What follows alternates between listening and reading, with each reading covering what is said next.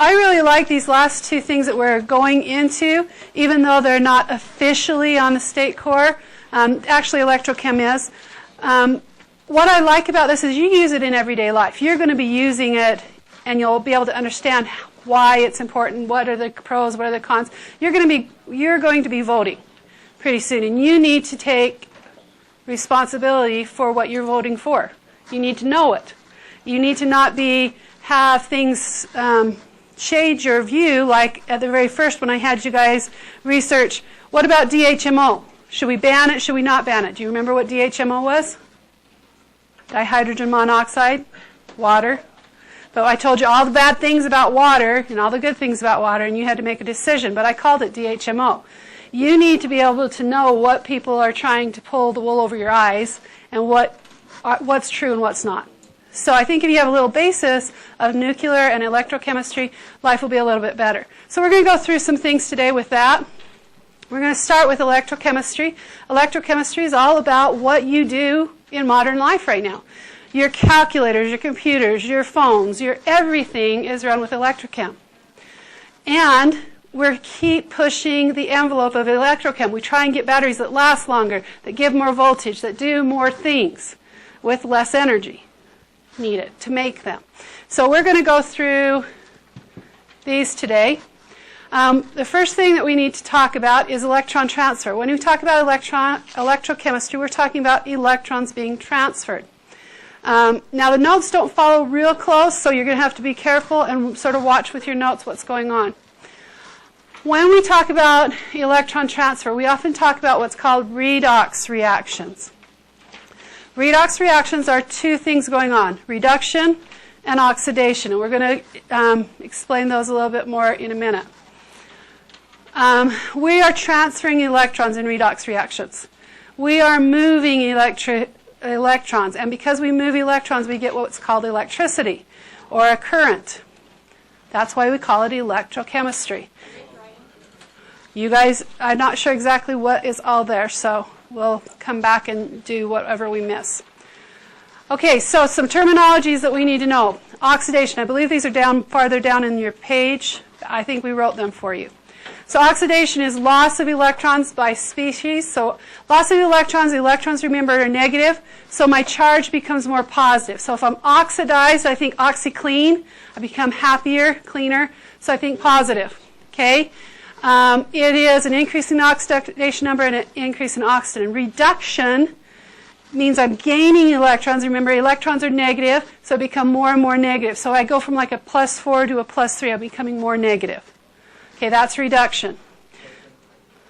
Now, this is where you have to sort of think in your head backwards. And the only way I can think of it is like a bride and a groom. If I'm a bride, I'm forcing somebody else to be a groom, or I can't be a bride, right? So if I'm a bride, I'm a groom agent. If I'm a groom, then I'm a bride agent, because I can't be a groom without a bride. Okay, so this is what this is doing. An oxidizing agent is the one that's being reduced. So it's opposite. And a reducing agent is the one that's being oxidized. So think of it as a bride and a groom. They're opposite. Okay? They're just opposite. So this is how... Yep. Sorry, I got my voice back, and now I'm just feeling better. Yep, that's good, but you got to slow me down again. Weigh me down, slow me down. I was talking for a while, so you're fine. That's right. Reduce, reuse, recycle. Okay, so I'm going to give you a couple ways to remember what these mean. Okay, so you had them in the middle of your notes, down towards the middle of the notes on one page. I don't remember which page it is. Don't do it? Okay. Don't do it. Don't even think about it. Don't change it.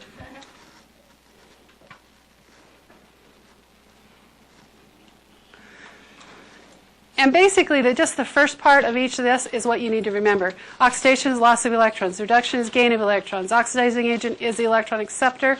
It's what's being reduced.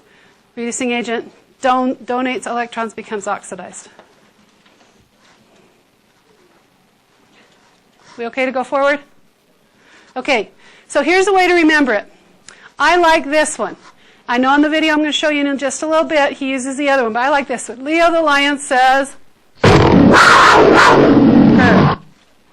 Okay? I know, it's okay. It's what I could find. That's what it said. It was a lion sound on the internet.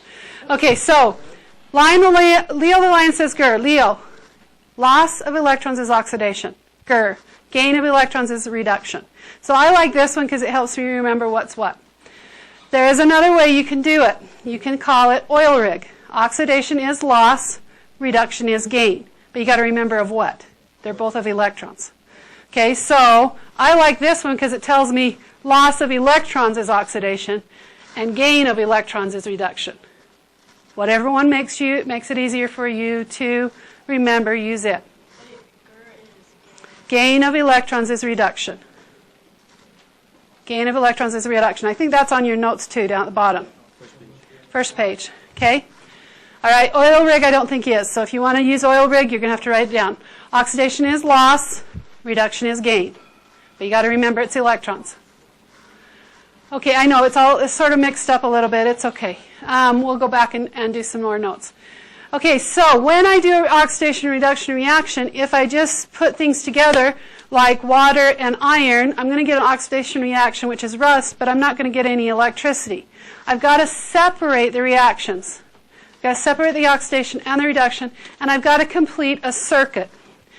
When I complete a circuit, then I can get the electrons running on the wire, and I can actually use that electricity.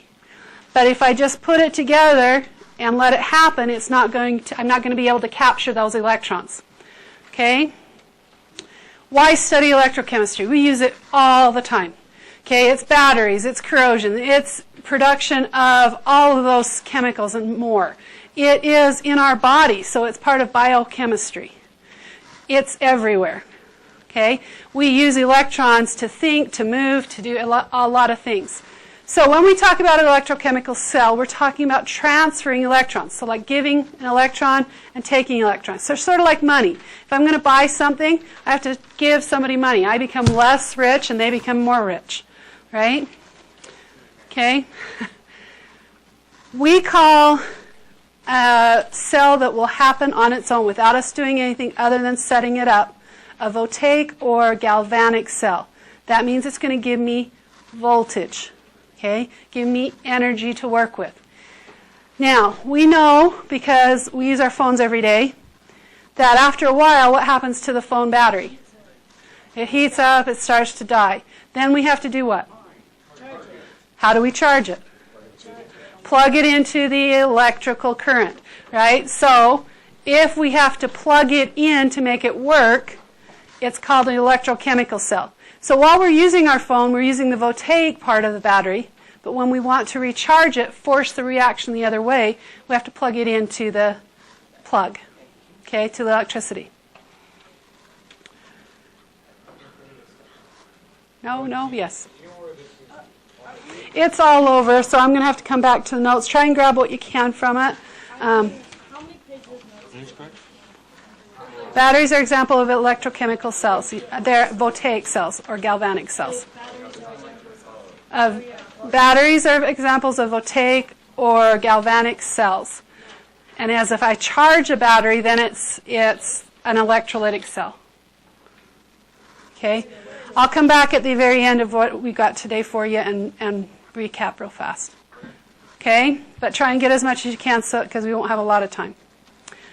All right, so basic concepts of electrochemical cells. This is a basic, what we call wet cell. Now, when we use batteries, they're not wet cells, they're dry cells. But in order to get the concept down, we're going to look at a wet cell because we can separate it real easily and look at it. The anode is where oxidation takes place. The cathode is where reduction takes place. And we have a little annoying video to help you with this. Okay? Come on.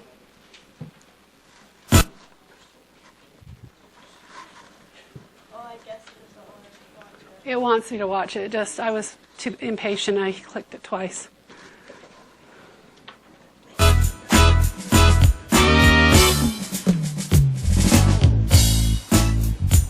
And I know it will annoy you, but it'll stick in your head. Vital to make a battery is this electrochemistry. Galvanic or voltaic? You take two half cells. If you recharge it, then it becomes an electrochemical. With a load to power in between. You need to have electrodes, you see, full of that metallicity. Let electrons flow across the salt bridge we go, allowing us to make electricity. We start at the anode, electrons are lost there, and go through the wire and through the load on fire. They enter the cathode and reduce the cations, and the anions go through the salt bridge back to where? Where? We start at the anode, electrons are lost there, and go through the wire and through the load on fire. They enter the cathode and reduce the cations, and the anions go through the salt bridge back to where? Everybody now! We start at the anode, electrons are lost there, and go through the wire and through the load on fire. They enter the cathode and reduce the cations, and the anions go through the salt bridge back to where? Where? We start at the anode, electrons are lost there, and go through the wire and through the load on fire. They enter the cathode and reduce the cations, and the anions go through the salt bridge back to where? Where? We start at the anode, electrons are lost there, and go through the wire and through the load on fire. They enter the cathode and reduce the cations, and the anions go through the salt bridge back to where? Where? We start at the anode, electrons are lost there. I told you I was there to annoy you. Through the wire and through the load on fire.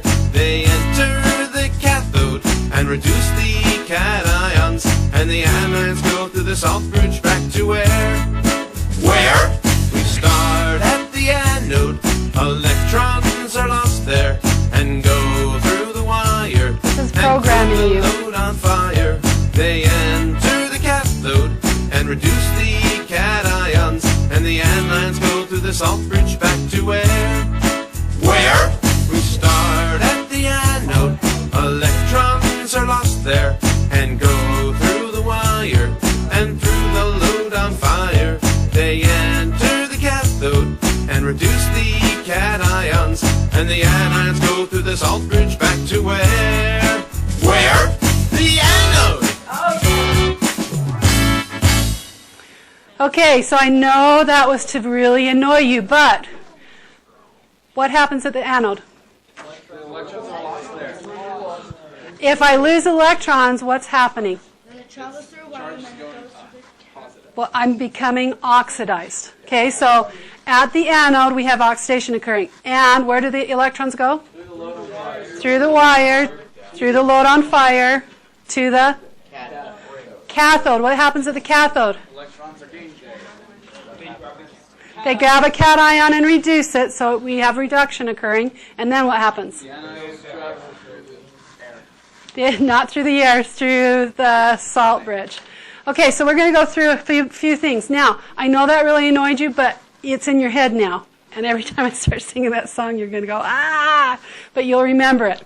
Okay, so chemical change, electrical current. If we just took the zinc and put it in a copper plus 2 ion solution, copper plus 2 gives you a blue solution. The zinc would come out of the metal and into solution, and the copper would fall out of solution. Since there's no electrode that's copper, it wouldn't have a place to go, so it would fall to the bottom. And copper looks reddish-brown. And so we'd end up with a lot of reddish-brown at the bottom. And the copper would be coming out of solution. Zinc solution is clear. So if we did that over a time, that copper solution would turn from blue to clear. And we'd have a red precipitate down at the bottom.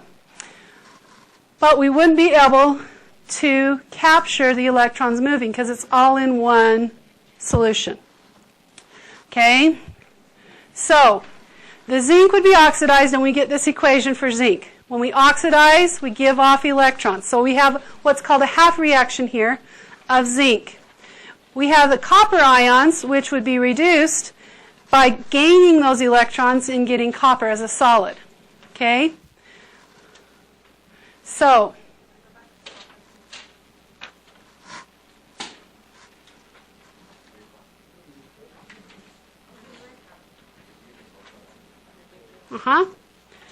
okay, so going forward, we have to separate these two half reactions in order for us to get electricity to be able to use for our devices. So we separate it into two half reactions, two half places, and we use the wire to transfer the current. This is accomplished by what we call a voltaic or galvanic cell.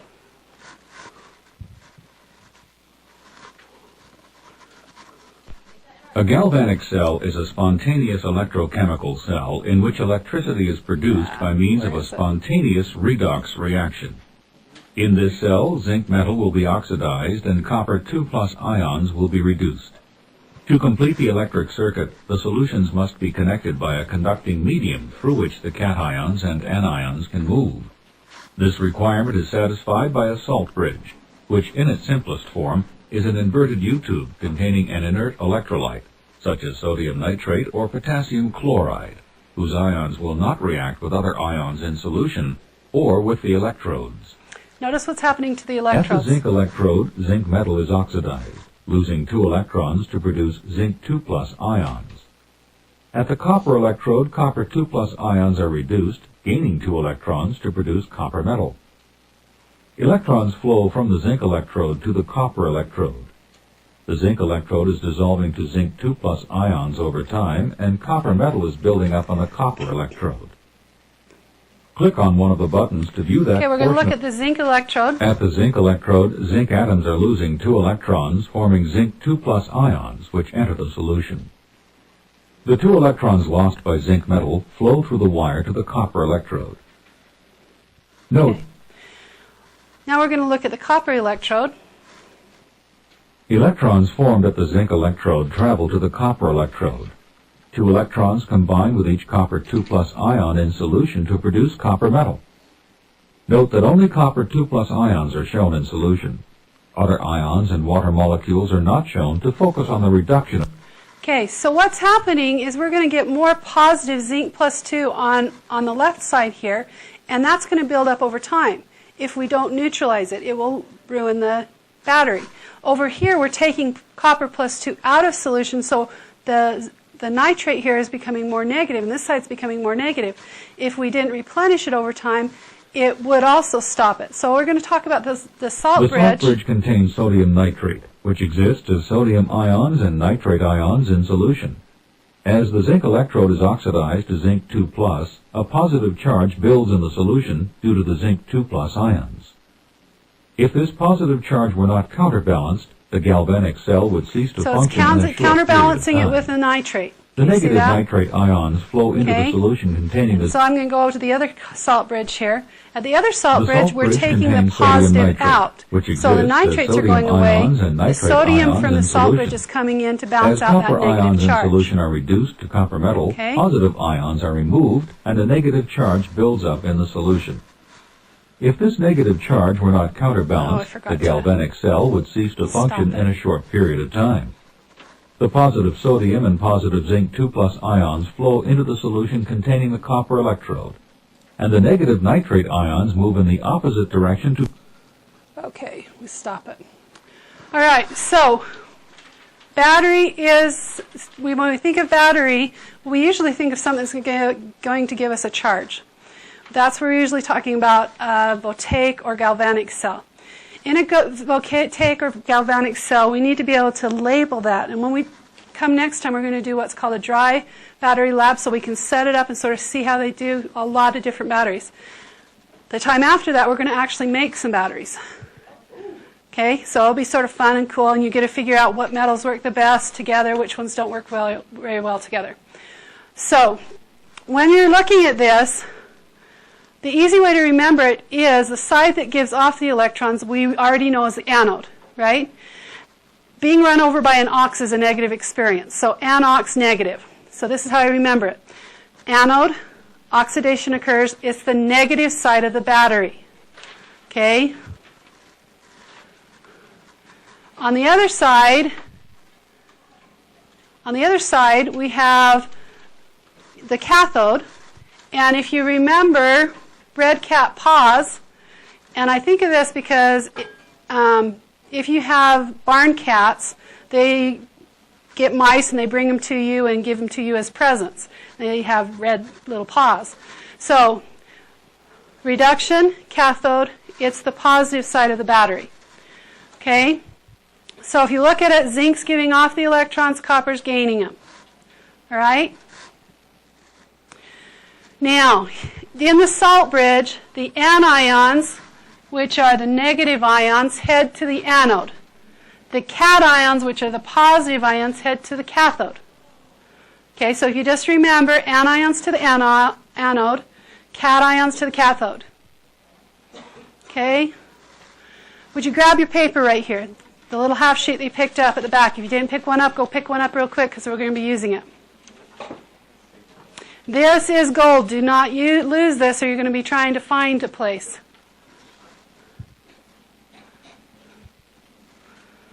Okay? What I want you to find, let's look back at this. I want you to find those equations at the top.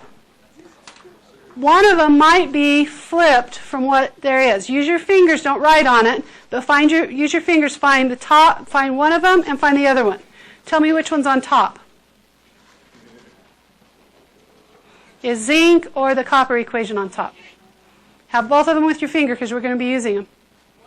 The copper equation's on top. Copper equation's on top. Okay, what's the number that goes with the copper equation? 0.34 volts, right? Find the zinc equation. There's 3 for copper, so I want this one that's up there with the 2 electrons. 2 plus going to copper. Okay, what about a zinc? Negative 0.76 volts. Okay, which one was on top again?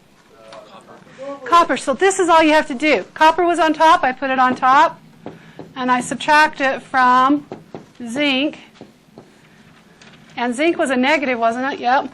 So a negative minus a negative is a positive, so it's 1.10 volts. That's how much electricity that cell will make. That's it. That's the math for this one. That's the math for electrochem. That's it. You don't multiply it by anything. You don't divide it. Whatever's on top, you subtract from whatever's on the bottom. Okay? Easy, right? Okay, so let's go forward. I want you to find these two and find the overall voltage. So you've got to find those 2 reactions. One of them is going to be backwards.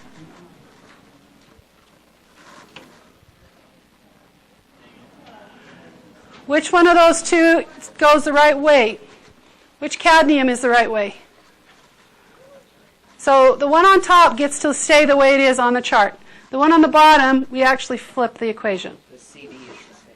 CD is the same? So that one, right? So that means iron we have to flip, so it's going to be this one because it's got to give off electrons, right?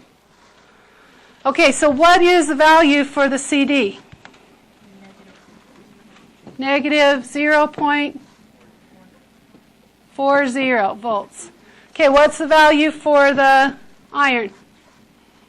Negative 0.44. Is that right? Okay, so I subtract those 2 and I get 0.04 volts. That's all the electricity I get for that battery. Is that a good battery or bad battery? Bad battery. Bad battery. I'm not getting very much out of it. So, remind me, is the cadmium being oxidized or reduced? Is the cadmium in this equation being oxidized or reduced? Reduced. So if it's like what's on the table, it's a reduction table. Those are being reduced. If you have to flip the equation, then it's being oxidized. Okay? All right, so going forward, you have a wet battery in your car. It's your car battery. It is lead and lead oxide plates.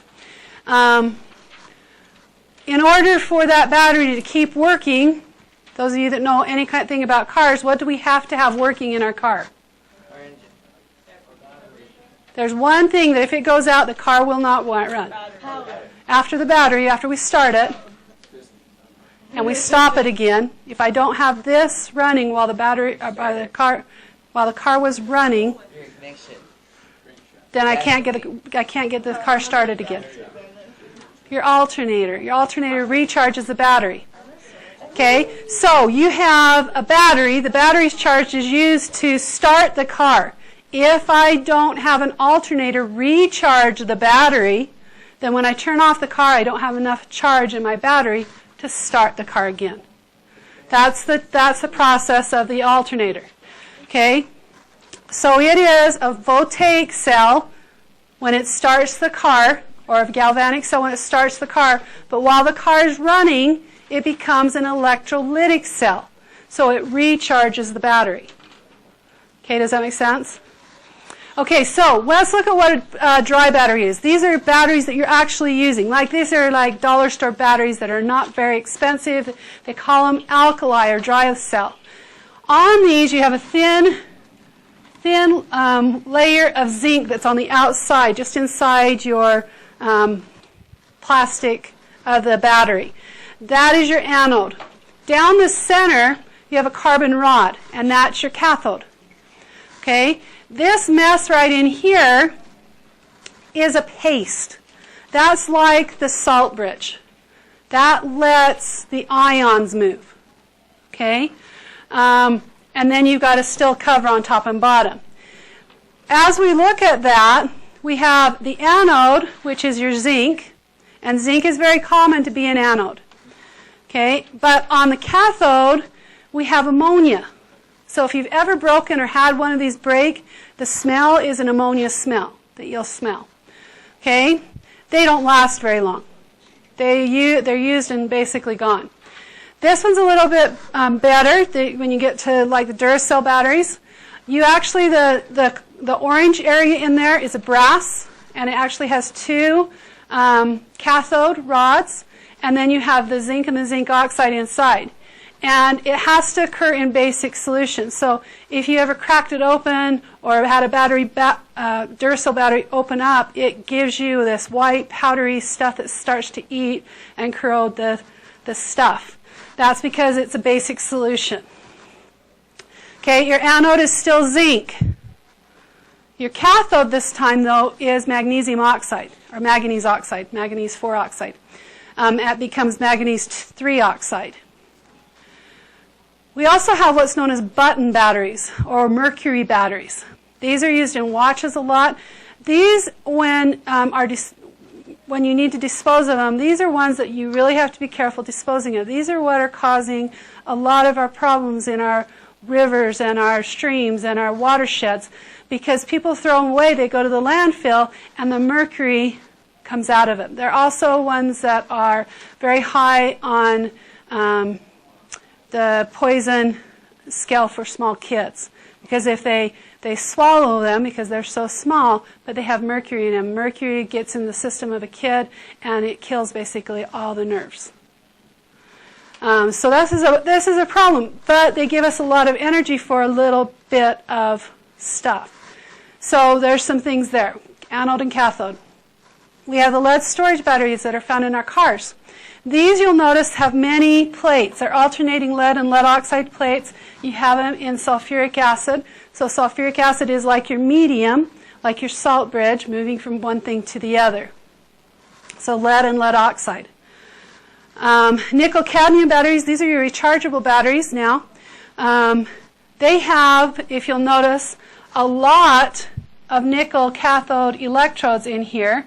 They have a core, and then they have the anode, which is in between, which is a cadmium powder.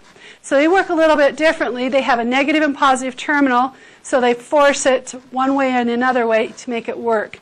Takes a little bit more time to make, takes a little bit more energy to give, but they work longer. We also been working with some hydrogen fuel, is also part of our battery system. With this, we use hydrogen and oxygen, put them together, and we make water. Is the only thing that's given off. So no CO2 is given off, no greenhouse gases. The greenhouse gases, by the way, are CO2. Okay, so let's take and look at a couple more videos really quickly. I'm sort of going to skim over the one video. If you are having problems, you can go back and look at it. This top one, the redox reaction. Redox reaction we've already talked about. Reduction means what? I'm gaining electrons. I'm becoming more negative. So I think I'm being reduced because more negative things are being thrown at me. That's how I remember it. Okay? Oxidation is getting rid of them, losing them, becoming clean. So I'm getting rid of those negative thoughts. Yep. Okay. So this one right here talks about oxidation and reduction, about charges. Okay. So if I have specific charges on an element, like hydrogen is what? Usually. What charge? +1. Oxygen is usually -2. Fluorine is always -1. Most of the halogens are always -1. Okay, the only ones that can get the halogens to be something else is oxygen and fluorine because they have a specific set thing. So we need to be able to find other elements, charges, by using that. This reviews that if you can't remember that. We've already learned that, but it reviews it. I'm going to go to this one, which is about electrochemistry, and have you listen to this. The standard reduction potential. The controlled flow of electrons making possible laptops and phones and cars and pacemakers. Batteries, just like everything else in life, is just chemistry raised to the power of awesome. The kind of chemistry that happens inside of a battery is called electrochemistry because it involves reactions that produce or consume free electrons. Specifically, they are oxidation or redox reactions, the ones where electrons are exchanged. I've told you about redox reactions before, and if you haven't seen that episode yet, you should probably go watch that before you watch this. Don't worry, I will still be here when you get back. Now, when the flow of electrons from these kinds of reactions are sent through a conductor, like a piece of metal, it can be used to do all sorts of work. Like, for example, this kind of work. The amount of work that can be done depends on how strong the push or pull on electrons is between the two reactants. This is the reaction's electrical potential, but to its friends, it's known simply as voltage. Basically, if the voltage is high, each electron can do a lot more work than if the voltage is low. Many of the wonderful things in our modern lives are based on one simple premise: putting a device between the two halves of just such a reaction, the half that donates electrons and the half that accepts them. By harnessing that energy, a lot of the coolest things you've done today, up to and including watching this episode of Crash Course Chemistry, has been made possible.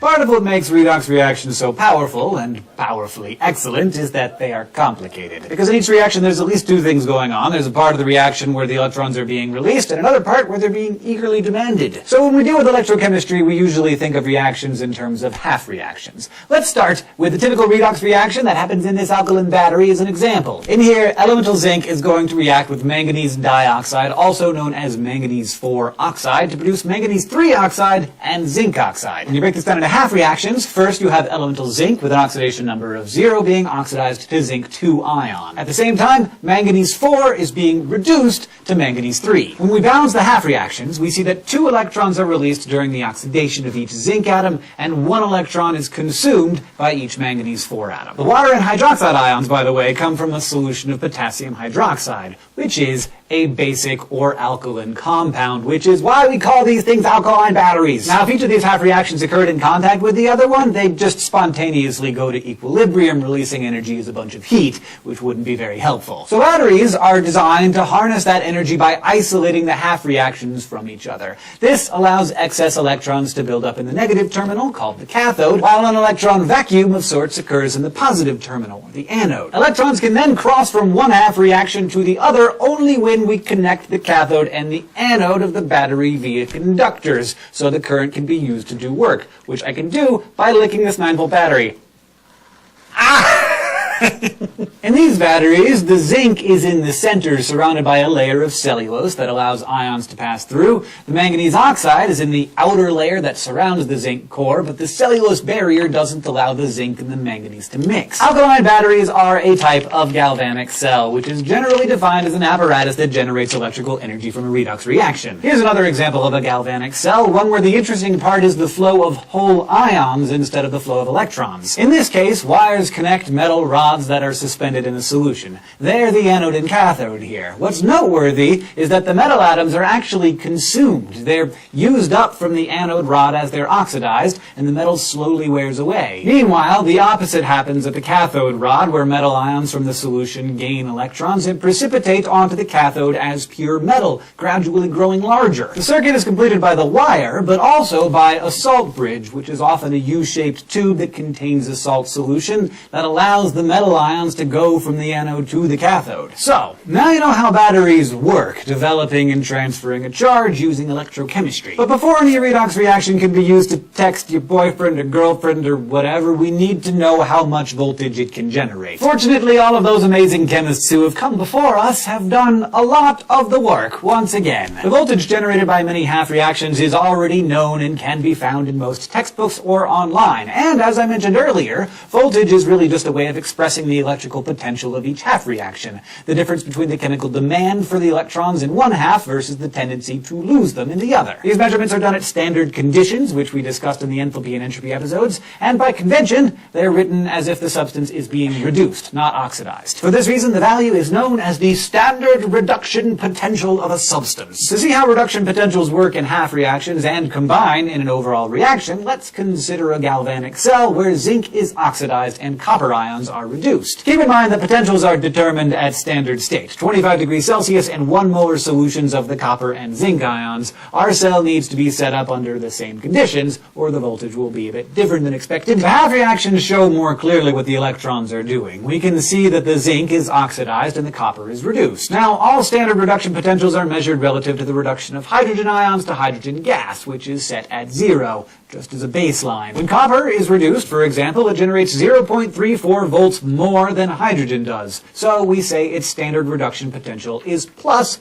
0.34 volts. The standard reduction potential for zinc is negative 0.76 volts, but because zinc is oxidized in this reaction, we can't use the reduction potential directly. Instead, as a general rule, when you convert a reduction half reaction to oxidation, the sign of the voltage is simply reversed. So the negative 0.76 volts for the reduction potential of zinc becomes positive 0.76 volts for the oxidation potential of zinc ions. And the electrical potential for the whole reaction, called the standard cell potential, is just the sum of the standard potentials of both half reactions. In this case, that would be 1.1 volts. Now, I gotta point out here that the electrical potential of a redox reaction is related to its equilibrium constant. There's actually a way to determine the equilibrium constant from a measured voltage and vice versa. Both of these constants have a lot to do with the energy that the reaction can release, or its Gibbs free energy. But in brief, the higher the voltage, the more electrical energy can be produced. So if the voltage is positive, it means that under standard state conditions, the reaction will spontaneously go forward. If the sign is negative,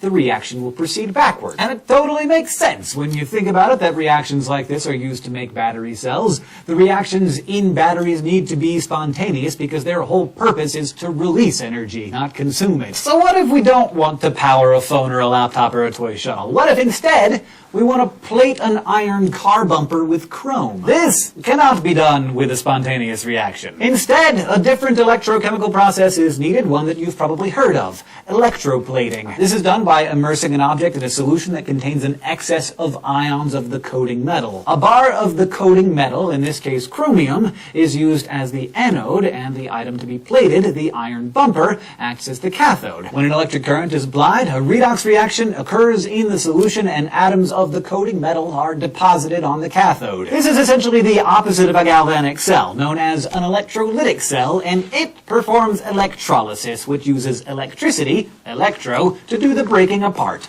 lysis. In this case, molecules in the solution are being broken down so that the metal atoms can be deposited on a surface. Electrolysis is used for lots of other things too, like coating jewelry or flatware with gold or silver, refining metals, and separating mixtures of metal ions. Also, converting water into hydrogen gas and oxygen. So if you didn't already understand how much impact chemistry has on our daily lives, you certainly should be able to see it now. Not only are all of the materials around you made of chemicals, but even the electrical devices that power our lives depend on the reactions of electrochemistry. Thank you for watching this episode of Crash Course Chemistry. If you were listening, you learned that electrochemical reaction...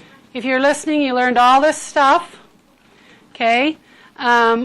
There is another galvanic cell here. I'm not going to play it, but it basically shows you what it might help you with your homework. And then this is our lovely song. You start at the anode and you can play it over again until you drive yourself nuts. So let's go really quickly to our assignment. Assignment number 3, and I'm going to give you some help on that to get started. Okay. So rather than go back over the notes that we might have missed, I'm just going to go into what this is, because this is more what you're going to be responsible for. Okay. So on assignment 3 here, let me zoom in a little bit. The first part is we're just labeling the equations as, are they oxidation or are they reduction? So, what was oxidation? Leo the lion. Loss of electrons is oxidation. So where are the electrons going to be? On the reactant side or the product side? The product side. So I'm looking here, and in B, electrons are on the product side. So that's going to be an oxidation. Okay, so what is reduction? Reduction is the gain. The gain of electrons. So it's going to be on the reactant side. So this is reduction. Why is it reduction? Because the electrons were on the reactant side before the arrow. So after the arrow is So oxidation if it's before reduction? Right. Okay, now let's go down to number 2 because it's getting a little bit different. They didn't separate them to half reactions in number 2. On number 2, the key that you need to know is any element by itself, if it's a diatomic or it has like S8, what sulfur hangs around in S8, it is a charge of 0, always. So here, oxygen's by itself, so it's going to have a charge of 0. But on the other side, it's part of a compound, so it's going to have a charge. So some electrons had to move to go from a charge to 0, right? So this is a redox reaction. If I don't have any elements by themselves, it's probably not a redox. Now, it's not always, but it's probably not a redox. I can double check the charges on each element to make sure, but it's probably not one. Okay? Let's go down to number 3. On number 3, we need to identify all these. So we're going to take and break this one apart. Any element by itself has what charge? 0. So that's a 0. Cl2 would be a 0. Now when they go together on this other side, what charge does hydrogen like to take? +1. What charge does chlorine like to take? -1. Now I'm going to connect these two. Hydrogen is going from a 0 to a +1. Is it being oxidized or being reduced? Oxidized. I'm becoming cleaner, happier, positive. So hydrogen is being oxidized. If I look at chlorine, chlorine is going from a 0 to a -1. That one's being reduced. I'm getting more negative things. So chlorine's being reduced. This is where you got to remember the opposite thing. So if I'm an agent, think opposite. So if I'm an oxidizing agent, what's happening? I'm being reduced. So it's chlorine. If I'm a reducing agent, I'm actually being oxidized. So that's hydrogen. So they're flip-flopped. Okay, so now flipping over to 4. On this one, we need to figure out what the charges are. We know specific ones. We know hydrogen's always going to be +1. We know oxygen's always going to be -2. So I can fill those in all the way through. Any element by itself is 0. So is there an element by itself there? Anywhere? In 4? F. So that should be a 0.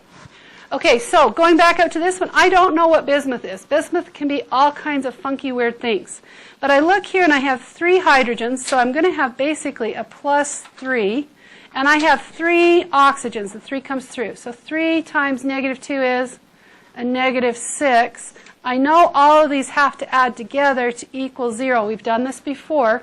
So I have -6 plus 3 is -3 plus some number equals 0. What's that number? 3. So I put a +3. These over here have to have a charge in front of them. Don't just write 3. It has to be +3 or -2 or +1. Okay? All right, flip over the page.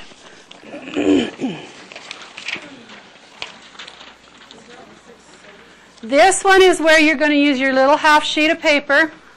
Okay, let me bring it up a little bit. Okay, sorry, my thing went through. We're actually going to be doing a whole bunch of these next time, but you're going to set up a battery cell for me. So, we know we have to have from the anode, right? What was that saying on the side there? Anode,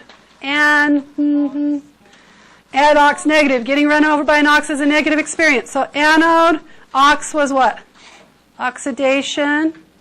And this is the negative side of the battery. So I'm going to write that. What's the other side? What was the keywords? Red cap, pause. So reduction. And I'm going to have to back out. Okay, cathode. And positive. Good. Okay, from the video, the very first one, the first ones I showed you, what do we have to do to this metal here? Okay, it's going to get rid of electrons, so the electrons have to come through the wire, right? So the electrons are going to go through the wire that way, right? And they're going to keep going through the wire this way. So I'm doing everything, you're doing everything with me. If we get done with this, you're going to have most of it done. Okay? Now, on my chart, that little half sheet, I'm going to look up zinc and copper. Find them. The little half sheet. Which copper? Ooh, it's going from Cu to Cu plus 2. Okay. Okay. Which one's on top? Zinc. No, the copper. Which one's on top, guys? Copper or zinc? Okay, so over here I'm going to go copper plus 2 electrons yields copper. Right? That's what the equation is. Right from the thing, right? What was the voltage on that? Copper plus 2. Let me see if I can just bring it in this. We'll do part at a time. Okay, so the voltage there is 0.34 volts. I'm just going to write it that way. So if this one is written the way it is, then the anode, which is oxidized, is flipped. So I'm going to have zinc going to zinc plus 2 electrons. So it flipped. The bottom one flips, and it's always on the left. The right one from the chart is on the right. Does that make sense? Okay. So what was the voltage for zinc? Negative 0.76. Okay, so remember how we do this? We're going to take 0.34 volts minus a minus 0.76 volts, and we get total voltage of 1.10 volts. Okay, so now I'm going to come up here. I'm going to tell them what's happening from our video. So what is this metal have to be? Zinc. So I'm going to put Zn on here. And what's going to come off into solution from the zinc metal? Zinc ion. Zinc plus 2. Good. All right, so this right here is going to give us 1.10 volts. That's our load on fire. That's what we're going to get out of it. On this other side, what is this cathode right here? Cu. Good, Cu. And I'm going to give off or take in? Take in. So I'm going to have my Cu plus 2 here, and it's going to go on to the copper. And that's going to make it grow, right? So what's going to happen to the zinc electrode? Okay, so I'm going to show it being shrinking somehow. Okay, what's this thing in between called? That is the U pipe or whatever. salt bridge. Okay, and what heads this way through the salt bridge? Anions, good. What heads this way through the salt bridge? Cations, good. That's what we're going to be doing next time. Okay? We're going to be doing a whole bunch of dry labs just like this. Okay. Okay, now last part right here on number 6. All you're doing on number 6, I'm not going to do one with you, all you're doing is finding those equations on that little half piece of paper. Take the top one minus the bottom one, give me the voltage. Okay? And then tell me which one flipped and which one stayed the same. Actually, you don't even have to do that. You just give me the standard voltage. That's it. Done. Okay? The rest of the time's yours. Get it finished.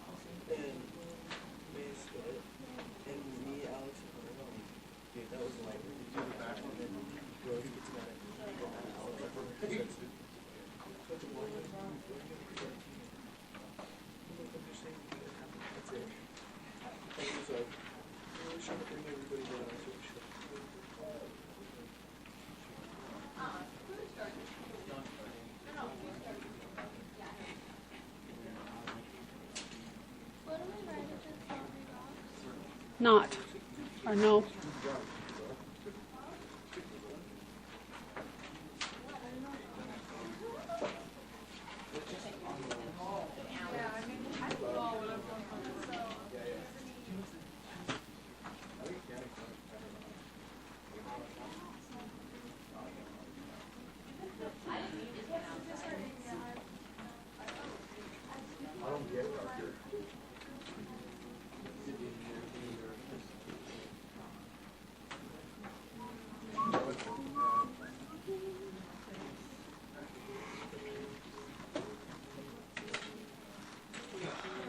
Oh, that's not good. Yeah. I'll pass those up there.